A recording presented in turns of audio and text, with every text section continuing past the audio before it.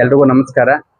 ನಮಗೆ ನಿಜವಾಗ್ಲೂ ಇವತ್ತು ಹೇಳ್ಬೇಕಂದ್ರೆ ತುಂಬಾ ಒಂದು ಸಂತೋಷದ ದಿನ. ಯಾಕಂದ್ರೆ ಏನು ನಮ್ಮ ಬಾಲಯ್ಯ ಬಾಬು ಅವರ ಹೇಳ್ಬೇಕಂದ್ರೆ ಮೇಡಮ್ ಅವರು ತುಂಬಾ ಅಭಿಮಾನಿ, ಅವ್ರಿಗೆ ವೀರ ಅಭಿಮಾನಿ ಆಗಿರ್ಬೋದು. ಒಂದು ತಂಗಿ ತರ ಬಾಲಯ್ಯ ಬಾಬು ನೋಡ್ಕೊಳ್ತಾರೆ. ಅದೇ ರೀತಿ ನಮ್ಗೆಲ್ಲ ಮೇಡಮ್ ಅವರು ಏನು ಇವತ್ತು ಮೂಡಲಬಾಗಿಲು ಮುಳುಬಾಗಿಲಿಗೆ ನಿಜವಾಗ್ಲೂ ಅವರು ತಿರುಪತಿಯಿಂದ ಒಂದು ಕಾರ್ಯನಿಮಿತ್ತ ಹೋಗ್ತಾ ಇರ್ತಾರೆ.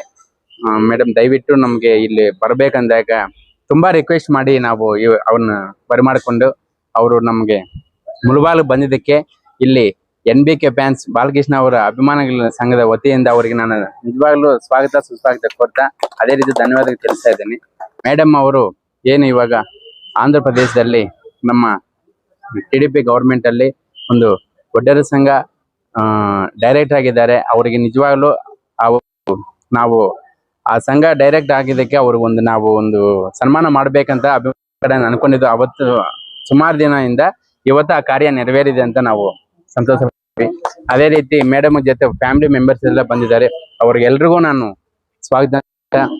ಮೇಡಮ್ ಅವರು ನಿಜವಾಗ್ಲೂ ಅವ್ರ ಕಾರ್ಯ ಸೇವೆಗಳು ಏನು ನೋಡಿ ನಮ್ಮ ಬಾಲಯ್ಯ ಬಾಬಾ ಅವರ ಇವತ್ತು ಅವ್ರು ಒಂದು ಹೇಳ್ತಾ ಅಲ್ವಾ, ಆಶೀರ್ವಾದ ಮಾಡಿ ಒಂದು ತಂಗ ಒಂದು, ಯಾಕಂದ್ರೆ ಅವ್ರು ಹೇಳ್ಬಾರ್ದು ಅವ್ರ ಸೇವಾ ಕಾರ್ಯಕ್ರಮ ಹಿಂದೂಪುರದಲ್ಲಿ ಹೋದಾಗ ಅದಕ್ಕೆ ಅವ್ರಿಗೆ ಇನ್ನೂ ಉನ್ನತ ಮಟ್ಟ ಸಿಕ್ಕಿ ರಾಜಕೀಯದಲ್ಲಿ ಒಳ್ಳೆ ಭವಿಷ್ಯ ಆಗ್ಬೇಕು.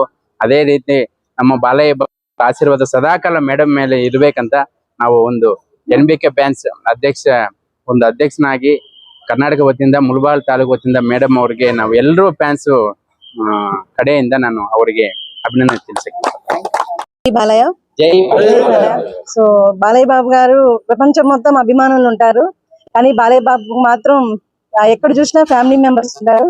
సో ఇది ఒక చిన్న నిదర్శనము.